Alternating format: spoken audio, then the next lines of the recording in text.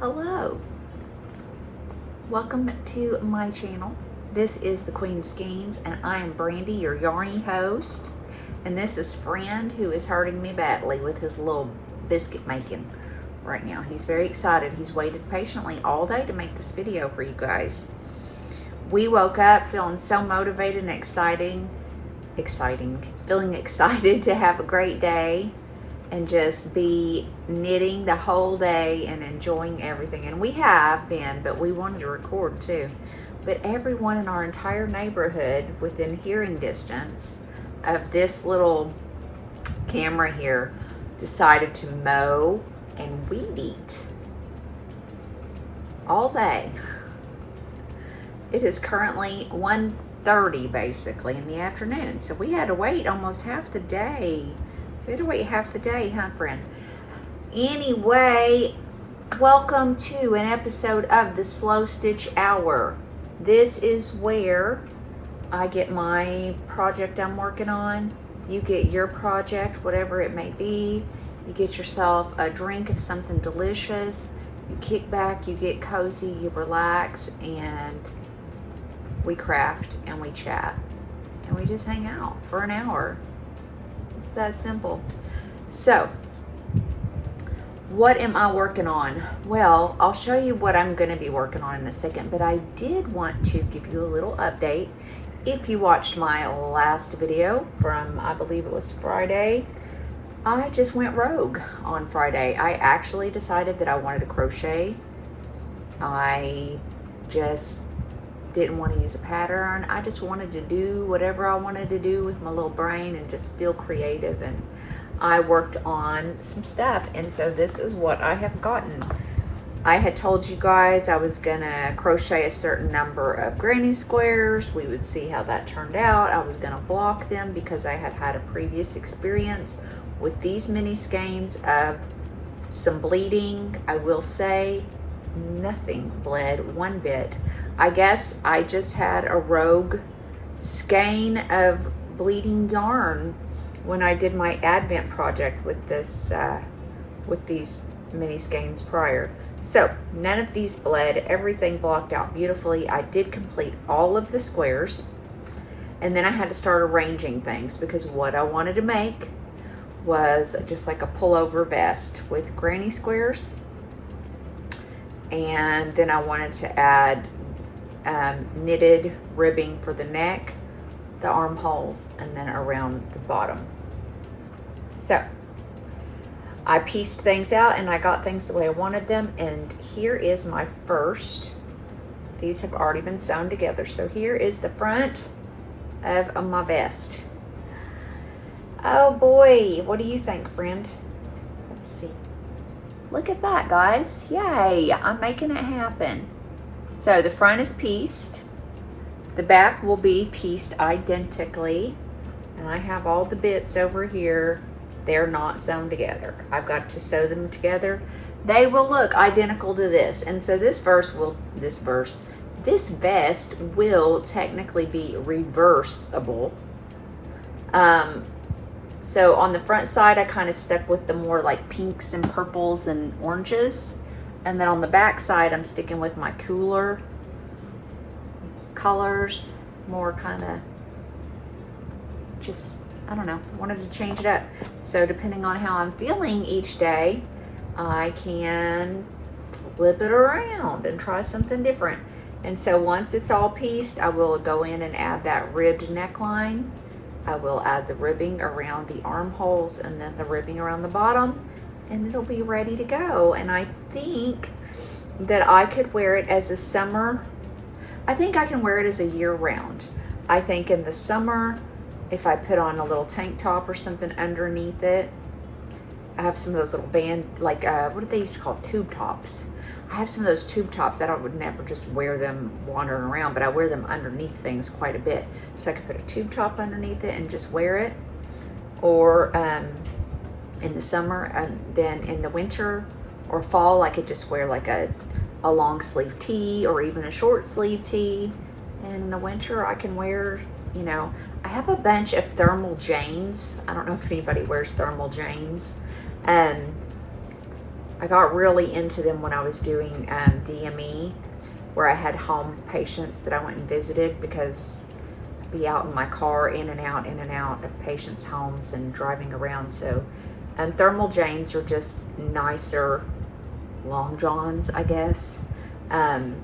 So I wear those quite a bit in the winter, because aside from some sweaters, I really don't change out my wardrobe from summer to winter. I just put on more layers of stuff for the most part. I have a few summer dresses and some things like that, but usually I just zhoosh things up with layers, so I can wear a thermal Jane top underneath and be cozy and warm and wear it in the winter. Huh, friend? Yeah. Will we edit that out? Probably not. Okay, so that's the little update on that, and as I go through and I get it done, of course I will show you guys what's going on with it. But now I just want to get in to working on what I've been working on, because I feel like I'm getting really close on this one. It doesn't much look like it, but it is knit in such a way that it gets smaller and smaller as you go here. First of all, let me untangle everything.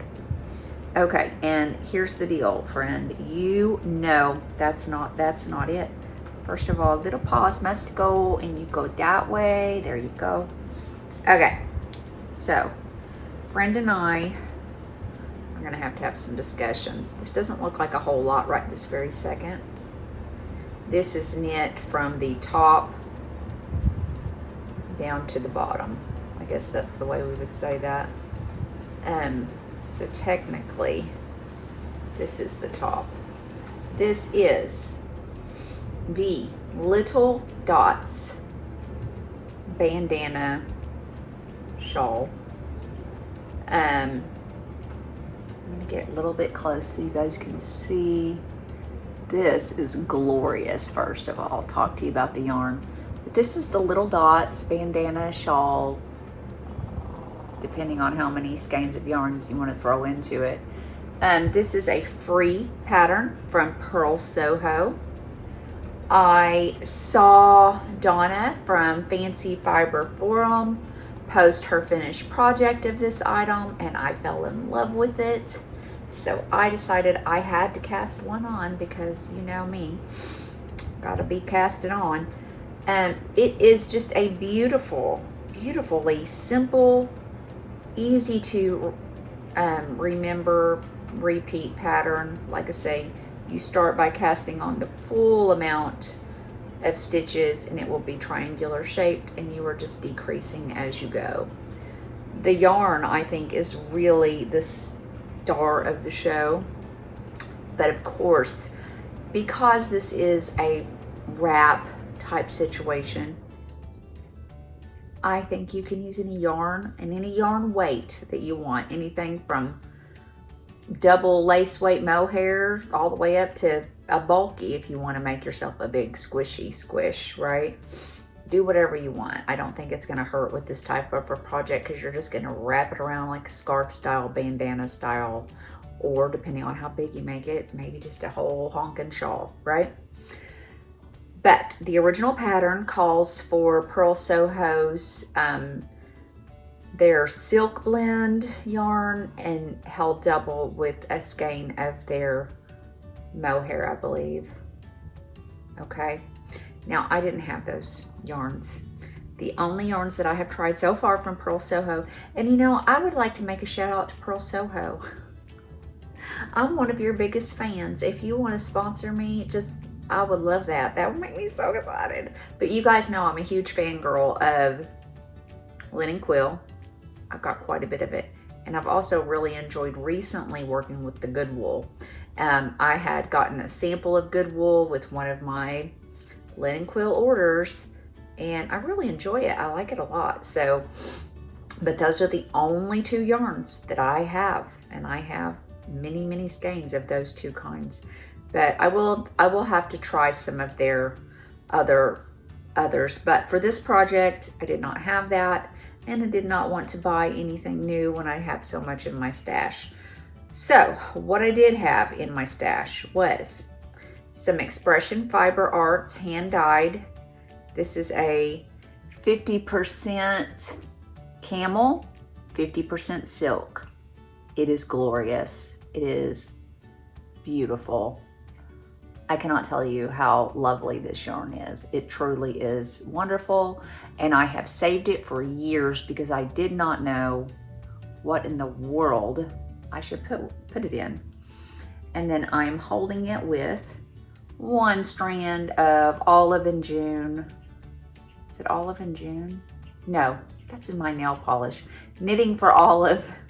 That did not sound right. Knitting for Olive mohair in cream. I like cream. I usually have quite a few skeins of cream because I just feel like you can throw it with anything for the most part. I mean, obviously you're gonna, as far as variegated stuff, I like a cream mohair because it's just gonna lighten the overall color scheme, which is fine with me for a lot of things because those colors tend to do good with my hair because it makes everything a little icy, I guess, when you throw in a white mohair. So, like I say, this is just coming out beautiful. I cannot, I'm gonna try to spread it out here so you can really see. Of course, it's curling up right now, but once I block it out, it should be glorious. I saw Donna's, it looked beautiful, blocked out, but can you see that? It's pretty. And again, huge fan of Pearl Soho's patterns. I love their patterns. I feel like they just do the best when it comes to making amazing free patterns for us. I can't wait to start finishing off some of my stuff. You know, I'm working on my cowl for my half and half, spring solstice half and half cowl. That will be done and over with on June 21st at the summer solstice. I'm always a few days behind lately because I'm so excited to do something else because I've been hitting that so hard. I have another half and half wrap that is almost at the end as well. If I really dedicated myself, I could probably finish both of those at the same time. After I get those done, I have so many things.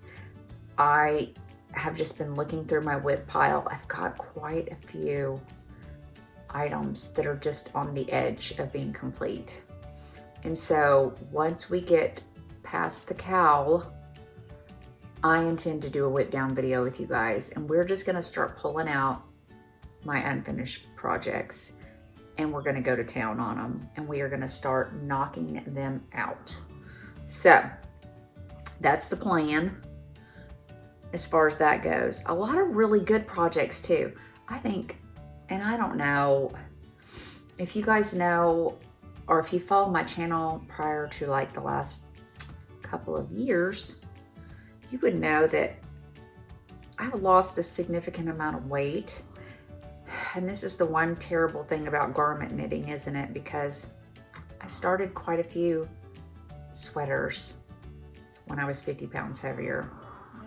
And now they're all so close to being done, and I look at them and I'm like, do I even want this? Because will it look stupid? Will it look too big? Because I tended to, when I was heavier, I mean, I still like oversized stuff. I don't really like very close fitting clothes. I like to be comfortable, right?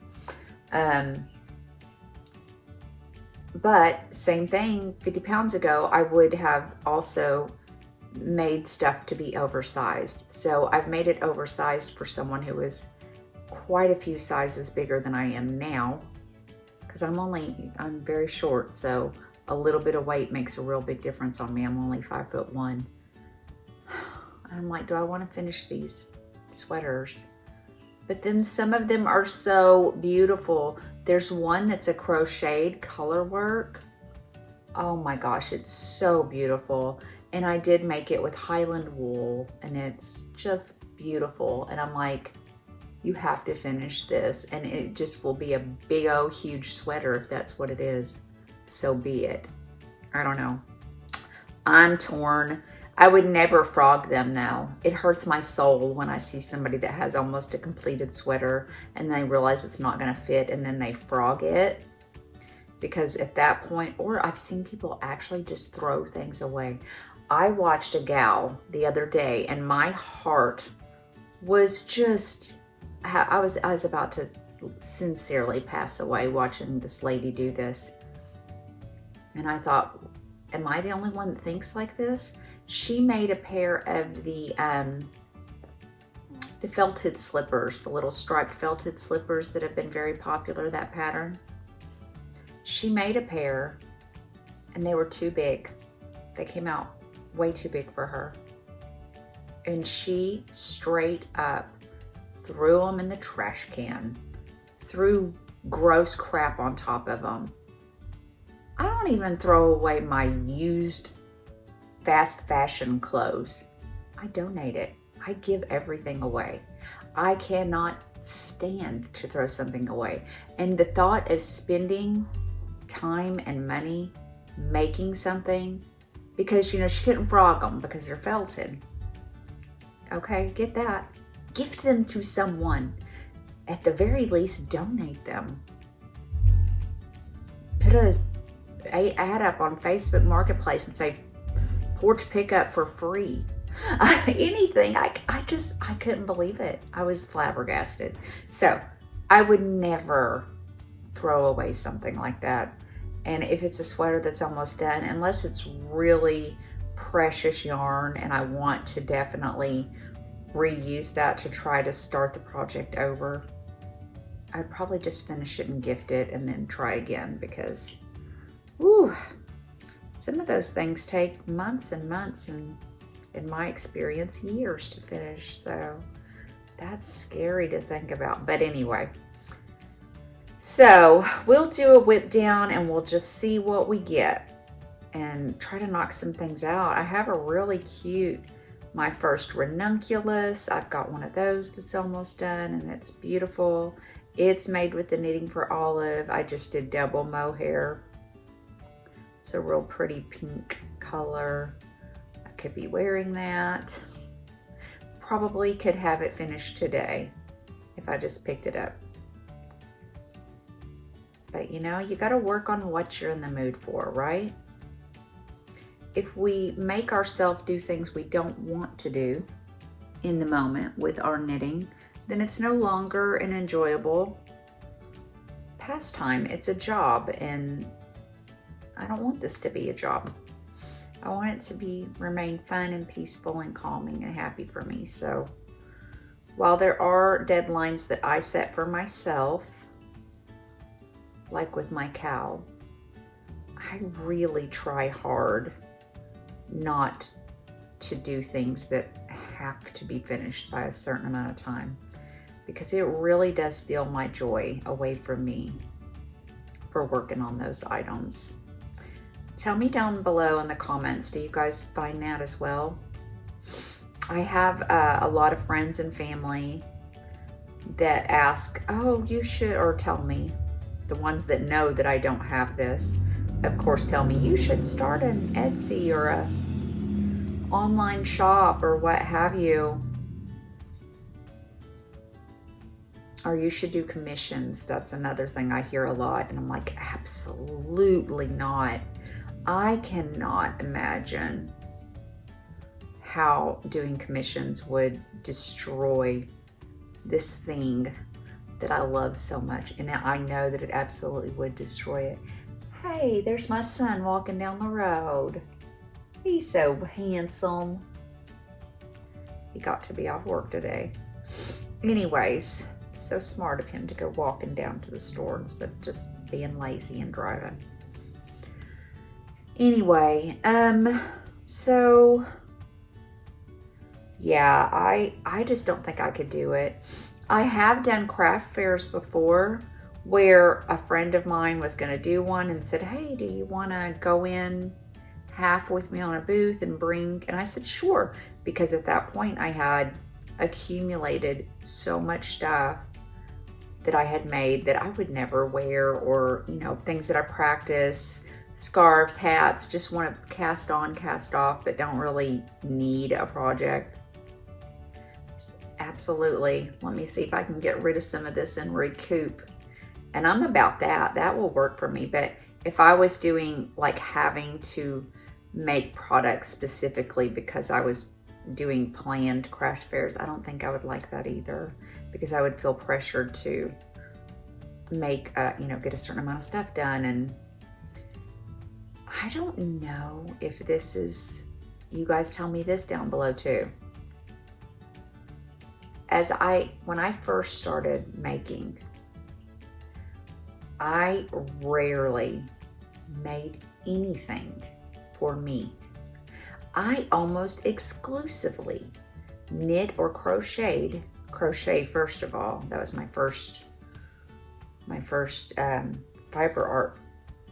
Almost everything was for somebody. Baby blankets or scarves and hats or blankets in general, anything. It was always for somebody else. I hardly ever did anything for myself. And then only probably in the last 5 years, I started making stuff for me. And the tables have completely turned because I almost exclusively only make for myself. And I don't know if I'm just selfish in my old age. I don't know. I just think that there are so few people that appreciate the amount of time and money that goes in to creating something that I just don't want to, if I'm going to be doing, because I'm like, I could just go buy somebody a knit or crocheted looking baby blanket, whatever, unless it's just something that's very precious to me, and I'm just, I don't know, I'm much less likely at this point to gift knit anymore. There are a few things, obviously I have a couple going right now, but every year it's probably less and less and less that I am interested in doing that. So is that you guys too, or is it just me getting old and crotchety? Stay off my lawn, you know, it's that what I'm becoming. Well, I really hope everybody's having a very good Memorial Day weekend. I had said before, whoops, I don't know why I did that. I don't need to do that here. On my last video, I think I had mentioned that we didn't have any plans for today. We didn't have plans for this whole Memorial weekend thing. It was my, got an itchy foot. It was my parents-in-law's 50th wedding anniversary celebration this weekend. So we knew that we were going to be going up and spending time. They had a lot of family that came in from out of state and just had a really nice little gathering where we all just got together and just celebrated their 50. And it was a really nice time. So we knew we were already obligated to do that, so we just didn't make any plans. And May has been crazy for me and everybody else in the world, I'm sure. We have just had to go every spare second that wasn't dedicated to,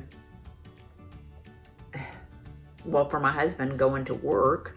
Every moment off work was dedicated to some plan of something, an event or a gathering and an obligation, and it's just been nonstop. And I've got my baby, my fosters, I've got my kids that I'm trying to help get some stuff going for them, and it's just been a crazy busy month. So I planned nothing for yesterday.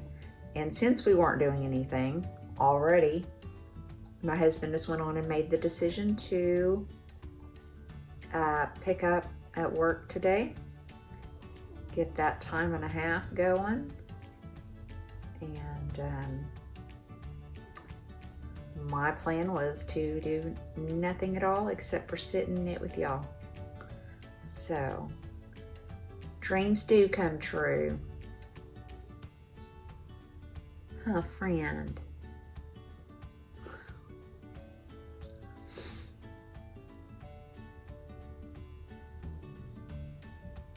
Tell me in the comments below, is it okay with you guys if we have moments of silence in these slow stitch hour videos? Or do you feel like you need me to talk constantly? I knew when I started this that I did not want to do like 10 or 15 minutes of just silent stitching, because I felt that that would be too long. We're still experimenting here. This is our third slow stitch hour episode, the first one, and we're still getting the hang of our volume for everything. I feel like, gosh, this is just... So anything you've seen so far, please note that I, of course, watch everything back. And I'm going to say very clearly, the way things translate on your device and the way that they translate on a television after the fact, once it's uploaded to YouTube, is not always the same. So I might listen to it, I might do all the editing and listen to it and watch it through, and it's perfect. And then I upload it to YouTube and my background volume's too high, or my foreground volume is too high, or music is drowning out. It's just, but I'm tweaking it each video. I'm making notes, and I'm like, I need to make sure I set this like this, and all the things. It's a whole big deal, you guys. But so please know, I am aware of the volume issues or anything like that. I am aware, and I am making it a priority that every video, everything gets a little bit better than it was before. So there's that.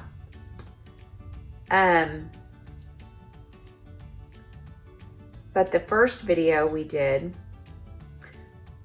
I introduced live, like I'm talking right now. I had a live speaking introduction and an outro. But the entire, middle 45 minutes or whatever of the hour was just me silently stitching, and I recorded voiceover so that it wasn't actually silent. That way I could focus on my knitting, and it wouldn't just be you guys just sitting there listening to, free classical music or whatever, for that long of a period of time. And I do this just because it's what I prefer when I watch videos. I never mind. I watch the, I think her name is maybe the Cornish Knitter. I feel like that's her channel name. And she does a podcast every Sunday that's just a slow stitching Sunday, kind of like this.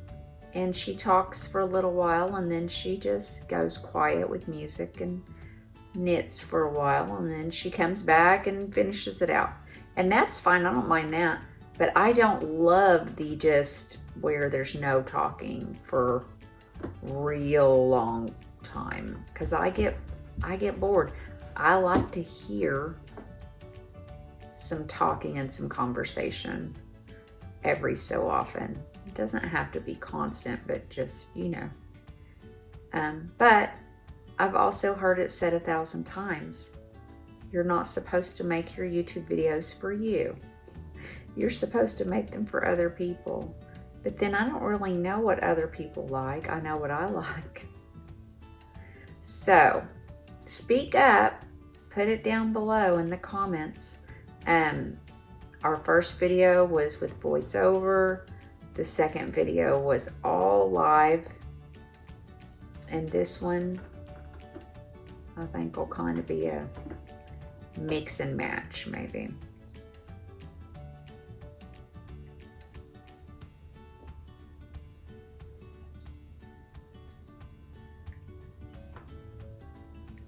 We're almost to the end of this mohair. I'm gonna have to get out another skein. This Expression Fiber Art fingering weight yarn that I'm using here, like I said, it's a 50% camel and a 50% silk. I'm not sure if they still make it or not. I bought this several years back, but it is a very generous skein. It has, I think it's 500 yards. It's a little thinner weight of fingering.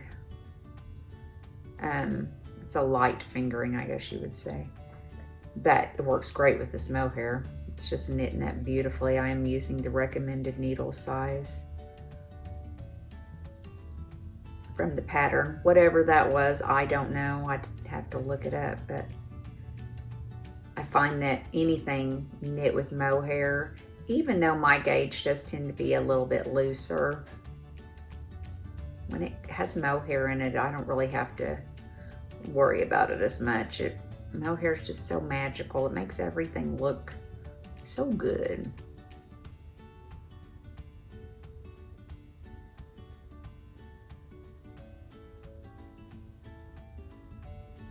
I have quite a bit of Expression Fiber Arts. I think that they were, I got really hot and heavy on them. I'm gonna say it was probably, I guess it's probably been a little more than 5 years ago. I feel like it was before the pandemic hit, but I'm not positive. Either way, I just got on a, probably because I kept seeing it so much on Facebook, it kept showing up. But I bought quite a bit of their yarn, and it's fine yarn. I like it. I've liked everything I've tried so far, but I have some really pretty, it's a worsted weight. I think I've got 5 skeins of it, and I'm trying to decide if I want to make a sweater with it because I've got 5 skeins of it. But it's such a beautiful like mulberry, heathered type deep berry color. So pretty. And I've had it forever. It's another one of the reason I mention is because I think I bought it about the same time I bought this, and I just, you know, you buy stuff and you're like, oh, I can't use that until I find the perfect project, because their yarn is not cheap. So, and it's very, very beautiful quality. And so I'm like, I gotta find something perfect to make with it. But I've got so many sweaters that I've made that are now really, really, really big. I'm like, maybe I should make myself a new sweater with it, and something that's actually my size. I'll have one sweater that's my actual size. I am so utterly frustrated right now because I have torn my house apart and my shed apart, which is the only 2 places things can go. I cannot imagine. I've dug through every closet, every cubby. I've dug through everything. I cannot find my night shift shawl, which is killing me in my soul. I'm like, things like this can't just disappear. And my weekender sweater, both Andrea Mallory patterns, cannot find those 2 items. It's like someone broke in and stole them. It's the only reasonable explanation I can come with at this point. I literally have done it 2 times where I've gone out to my shed and pulled every bin down, because I do have to swap my clothes summer to winter back and forth, and I put them in those big 50-gallon totes, Or I've recently switched to the zipper style. So anyways, I've got these big, huge zipper storage bag tote things. And I've done it twice because I thought, well, maybe I just missed both of those items the first time I did this several months ago. So I went out and did it again a few weeks ago, where I took out every single bag one at a time, took everything out of the bag, put everything back in the bags, and then put them back up. Definitely not out there. Same thing in my craft room. I did it just last week because we were going to the medieval fair, and I have some totes where I put I've got a whole 50-gallon tote stuffed full of hand knits and crocheted items that I don't regularly use. Need to sell those very badly. Do not need to keep all this stuff. Took everything out piece by piece by piece. Cannot find those two items. It's hurting my soul. My night shift shawl is made with two beautiful, it is the most perfect, beautiful shawl, and it is knit in Noro yarn, a very nice Noro. It's glorious. How does this happen? I don't know. I'm still not convinced 100%, and I have both of my children moved out of my house. I feel like since the last time I saw those items, and I have just told them, listen, I really think somehow those items must have 4, 5, 6, 7, 8, must have gotten packed into their garbage bags as they were throwing all their stuff in. And and I know for a fact that both of them have garbage bags of stuff that they just never went through, that are stored in their closets and stuff. They both live in a half and half of a duplex. One lives in one apartment, one lives in the other, a block up from my house. And I know that they have bags that they have still not gone through because they're young. You know how it is to move and just not get everything unpacked and stuff. And they're both like, no, we've gone through everything. I'm like, no, you have not. I don't believe you guys for a second. Not 1 second. But it's hurting my soul a little bit. And I'm like, should I just make myself, I literally did break down and buy the exact same Noro yarn, the two different colorways that I used, to make another one because I love it so much.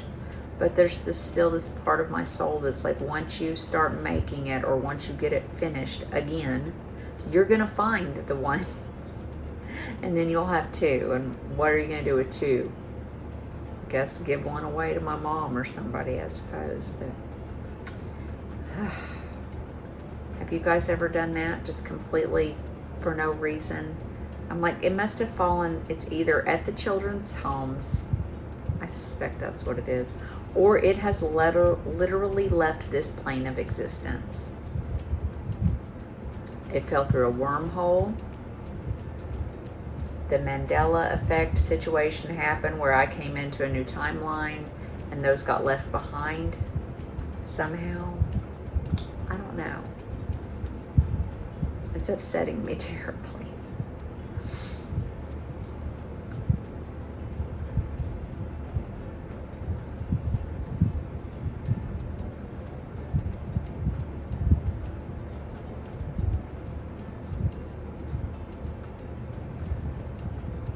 I think this is going to be one of my big time favorite projects this year at the Renaissance Fair. Oh my gosh, there was a lady that had the cutest Now these are machine made, I can tell, but they are knit. It's all done in like stockinette looking knit, but it's these really cute witch looking, like not a traditional tall witch hat, but those little short kind of stumpy ones like that the professors wear in the winter on Harry Potter and stuff, that kind of a style. And she had one and it was so beautiful. It is a perfect lilac color, and it had some grommets in it, and she had laced a purple floral silk scarf through it, and it's tied, and it looks so cute. And just as it is, it's perfect, but I thought it matches with this so good. And I even thought I could take and knit a little thin scarfy to lace through that same. I could remove the silk scarf and put in this if I wanted it to be the exact match, but I feel like this and that hat with my gray wool coat are gonna be my everyday out of the house cold winter wear for this winter. It's so cute. My husband was like, what are you gonna do with that hat? I was like, I'm gonna wear it all winter long. I don't care one bit. So I will have to definitely show you guys that because it is so freaking cute.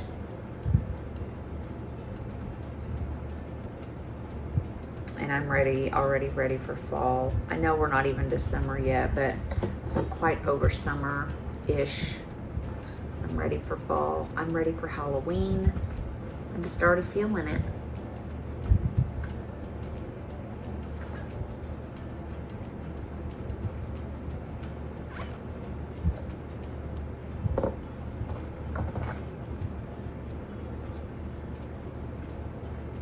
This is the one row on this where this is the eyelet row. It's the only row where you actually have to like count anything. Everything else is just knitting and purling. But this one row you do have to count, so that's why I'm a little less talky. Nope, I've done something wrong here. Hold on. What did I do wrong?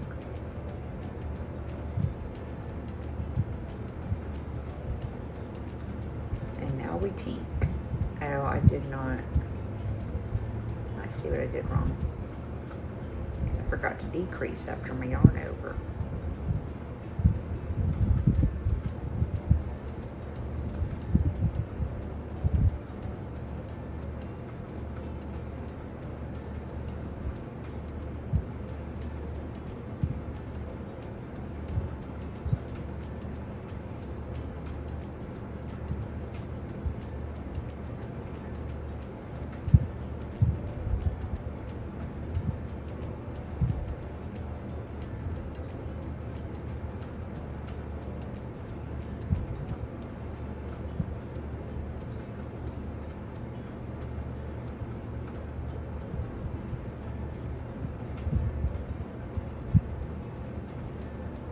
So let me know in the comments below, did you guys do anything fun for the weekend for Memorial Day, or did y'all just keep it peaceful as well, or did you have to work?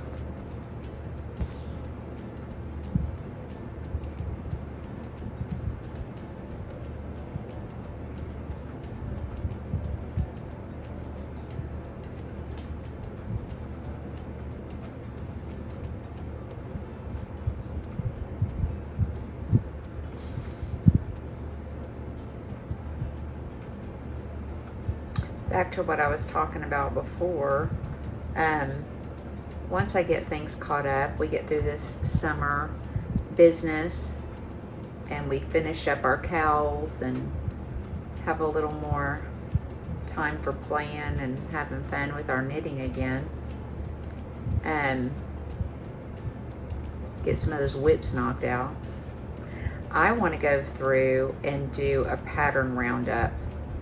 I want to knit more of the free patterns that Pearl Soho has on their channel. I would specifically love to get the yarn suggested, and that way I can kind of test and review the yarn for you along with the pattern. I think that would be really fun to do a whole Pearl Soho fangirl series where I just knit and review all the different things that they have available, because like I said, I think of over and over consistently I pay for patterns and get patterns from Pearl Soho for free, and I feel like my Pearl Soho patterns are my most beloved patterns for me. I absolutely love my half and halves, as you know. I adore my Joy of Color scarf. I said it in the video when I premiered it. There is a dedicated video. It says my most complimented knit ever, and that is, I am not even stretching. That knit scarf gets compliments constantly. If I wear it out of my house, everywhere I go, I will get multiple comments from people about how they love that scarf. And it's knit in the linen quill, held double and marling. The fabric that it produces is gorgeous because it is knit in a tube. It's already scrumptious and glorious, and the colors are just amazing.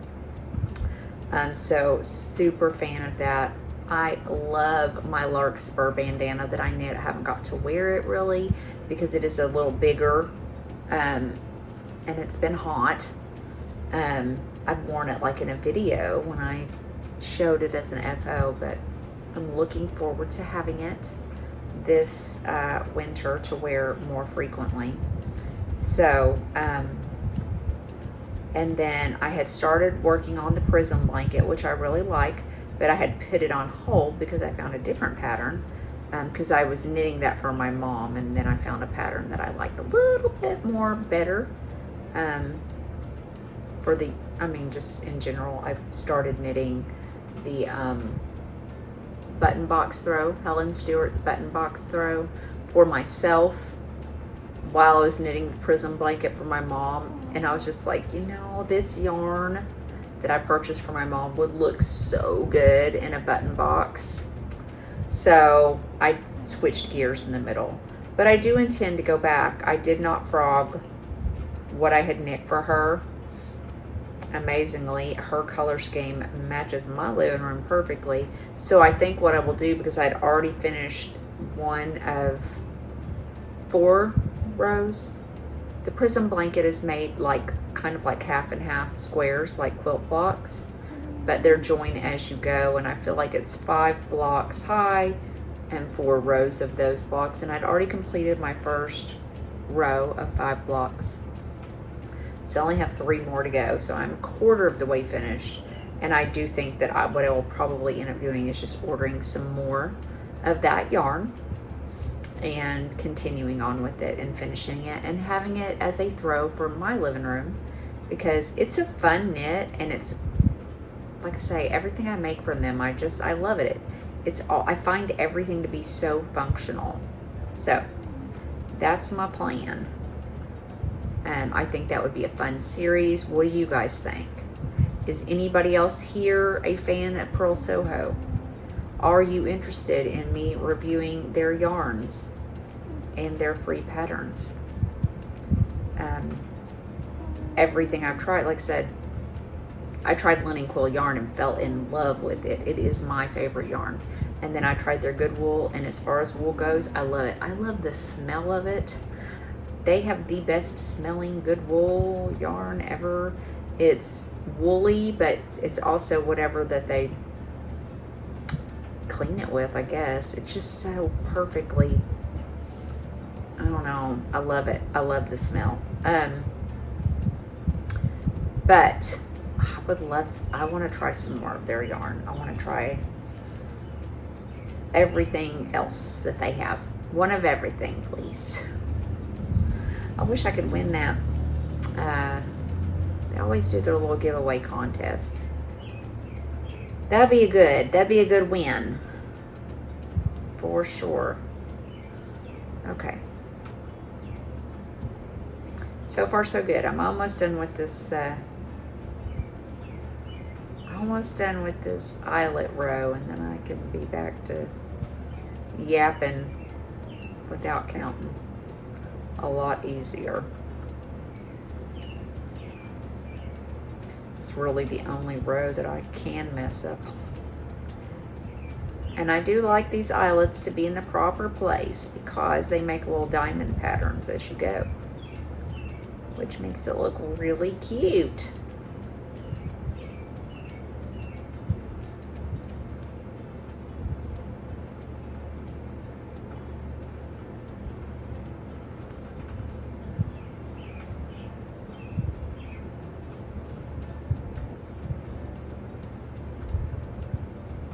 I'd also like to apologize to everyone for my terrible RBF in the last video. I don't know why I am the way that I am, but apparently when I'm really focusing and I'm trying to be cognizant of it, I tend to really clench my jaw and make a scowling look. When I watched that video back, I was like, good grief. I look so angry. And I'm not. I guess my focused look is really angry looking. So, sorry about that, guys. I'll try to smile more in the future. Or at least not clench my jaw so tight.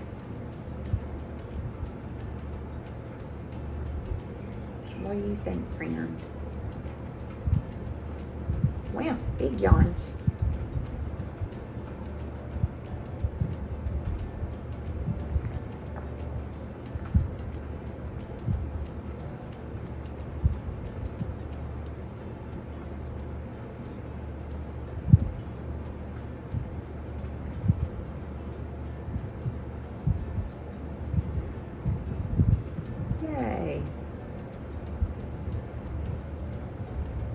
Oh, I'm so excited for this project, guys. I cannot. Hey, that is so rude. Never do that again. No, he didn't get it, but he was real close. It's just, I can't tell you. I wish you guys could feel this. It is lovely. So absolutely wonderful.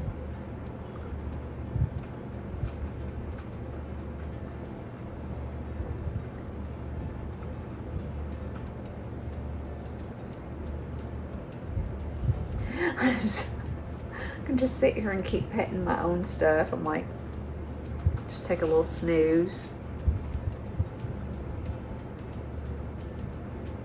Gosh, can you imagine if I could just do a whole half and half in this yarn?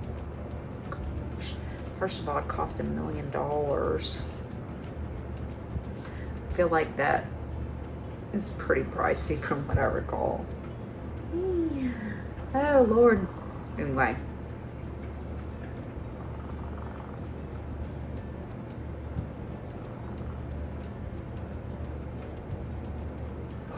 Okay. Oh my gosh, you guys. I honestly have almost hit that hour. Can you believe our hour is almost up? Not. What is this? I have a little spare piece of yarn here that I'm not sure. There. Okay.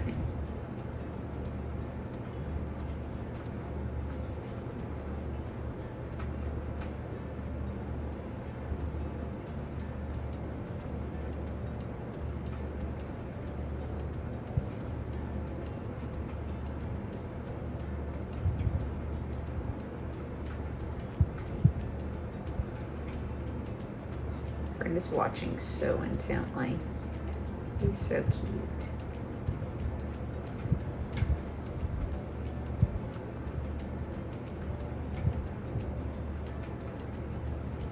So yes, I hope everybody has had a wonderful, pleasant, amazingly restful and peaceful Memorial Weekend. I hope you will all like this video if you haven't already, and if you're not subscribed, that you'll also subscribe. My goal remains the same. I am a foster for Safe Haven, and my goal here is to get monetized on my channel to help pay for all the precious little foster babies that I take care of, their food and litter. Because, wow, that is getting very painful. If you guys have animals, you know how expensive the food and man, food and litter is getting crazy. I am now at spending right around $100 a week on food and litter. Right now I have one mama that has six foster babies. They're her babies. They're my foster babies. So I've got 7 kitty cats in the foster room. And they're just over 5 weeks old now. So we're getting them. Mama is very, very skinny. And I've been buying her extra supplemental high calorie booster stuff. Plus trying to feed 6 kittens is hard on any cat, but she was a stray that was malnourished to begin with. So I've got her on everything I can, trying to get her some weight on her, and the vet just kind of decided that she just may not gain weight until she's completely done nursing these kittens. And because they're at the age where they can start weaning, I have started really getting them weaning stuff. And of course, weaning is not cheap either, because I'm trying to get them interested in not mama. And why would they want something else when mama is there? So I have to entice them with, you know, good stuff. So I've been giving them Baby Thrive, which is kind of pricey. And then I've been making them topper and putting it over some kitten food. And the topper that I'm making, I use the Gerber chicken baby food, and I mix it with KMR, kitten milk replacer. It's like baby formula for cats. So I make this little mixture of the pureed chicken and the baby food, and then I put it's just a supplement. It's not a food replacer, but it's to entice them. They love that baby food chicken stuff is very strong smelling, and so I drizzle that over some of their kitten food to entice them, and they're picking up on it. They are really starting to pick up on it. And so it's good to see that mama is getting a little bit of a break, and the babies are gaining weight and getting bigger every stinking second of the day. They're just too cute. I did show in my last video, at the end of the video, I did do a little quick video in the nursery at the end of the video, letting you guys meet everybody. Mama is Priscilla, and her 6 babies are Elvis and Marilyn, Bogart and Audrey, and Sunny and Cher. And they're all darling. So if you did want to see them, you can go back to my last video, the Going Rogue video, and you can go to the end and see the babies.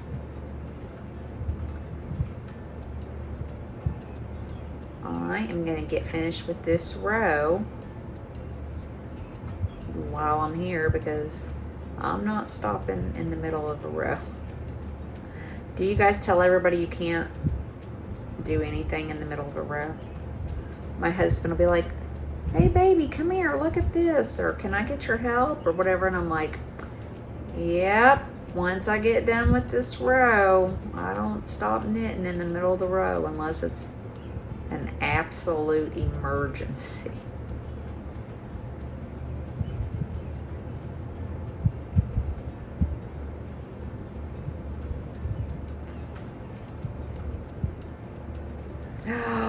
Friend, that is the wrong move. No. We're not doing that. That's not it. Every once in a while, he'll get a wild hair. He's usually a really good knitting partner, but he does sometimes get rowdy. And if he does it 3 times in a row, then I have to spin him around and move him away, which he doesn't like that because he's pretty partial to me. Friend, don't do it. It hurts me more than it hurts you.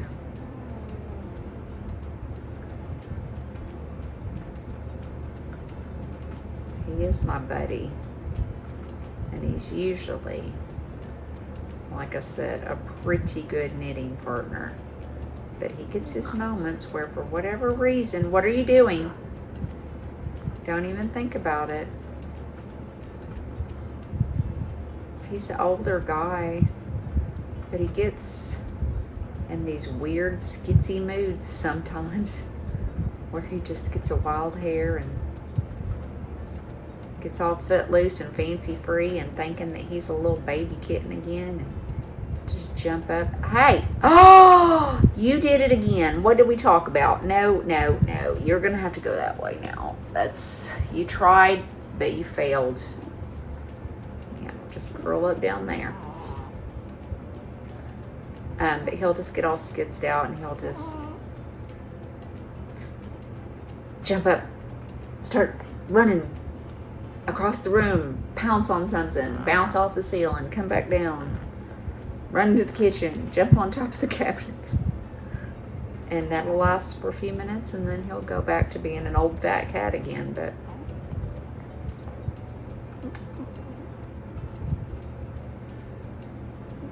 never know what you're going to get with old friend here.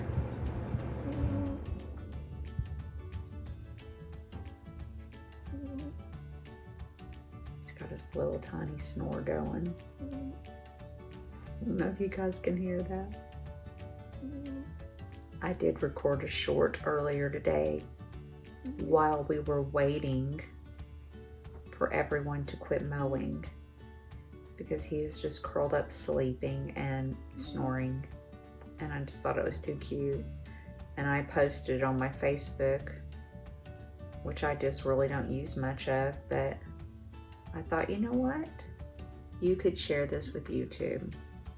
People would love to see your big fat cat snoring with a little ball of yarn by the side of his head, living his best life.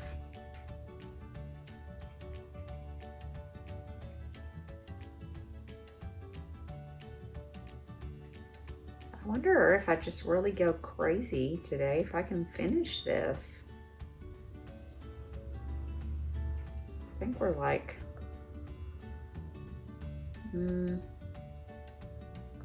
probably got like 80 something stitches, and you're decreasing 2 stitches every single row.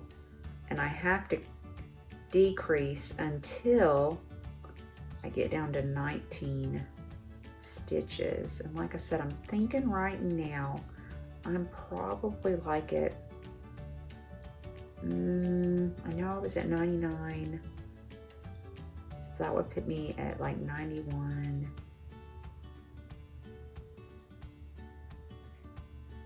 I think I'm either at 91 or 83, depending. I know I've done 1 or 2 more sections of eyelets. Anyways, so it's not impossible. Since the rows are getting shorter and shorter and shorter, it's getting faster and faster and faster. I think I might be able to finish this. And that would be so glorious. What a fun finish for Memorial Day. And then I could block it, and then I could show it to you guys. on our next video. That would be so nice. I would like it a lot. All right, guys. I hope you have enjoyed this episode of the Slow Stitch Hour. Thank you so much for being with me today. I really do appreciate you guys. I appreciate all the lovely comments. I get some of the sweetest, kindest comments from you guys. And it's really nice. If you've been here before, you've heard me mention, I live in a very small town.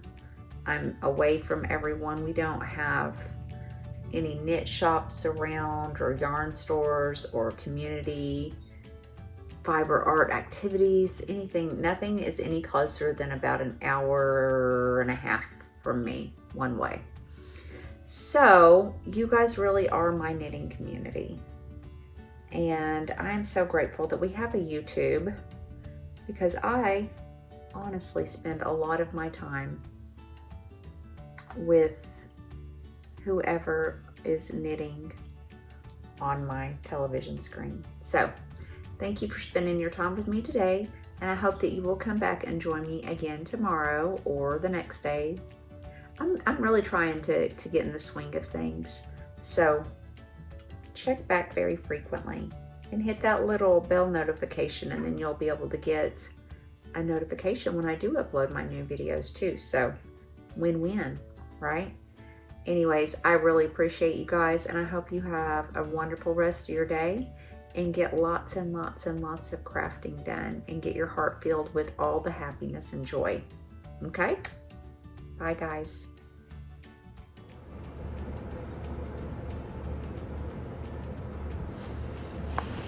All right, ma'am. I love you very much. You're extremely precious, but you're going to have to move your little fuzzy butt out of my spot. Help. Oh boy. Are you ready? Are you ready? I'm ready. I'm ready, Rosie. Oh, friend's ready. He's like, I've been waiting all day for this. Napping in and out of consciousness, waiting for mother to record the videos. Let's do it. Are you coming with me, my little co-host over here? I'm chilly. The air conditioner makes me cold. It's hot out there, but it's cold here. Let's see. Let's let some light in. Okay, but you do have to let me knit. That is part of this whole thingy, you know. You gotta let me knit. Okay, let's have a drink.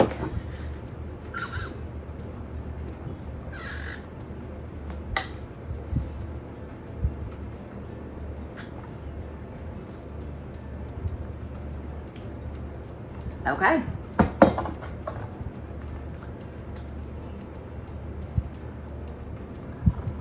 That hurts. You gotta be a little less. Ow. Okay, listen. I love you. I love you so much. Oh my gosh. Okay. Let's be cool now. Let's be cool. Hi.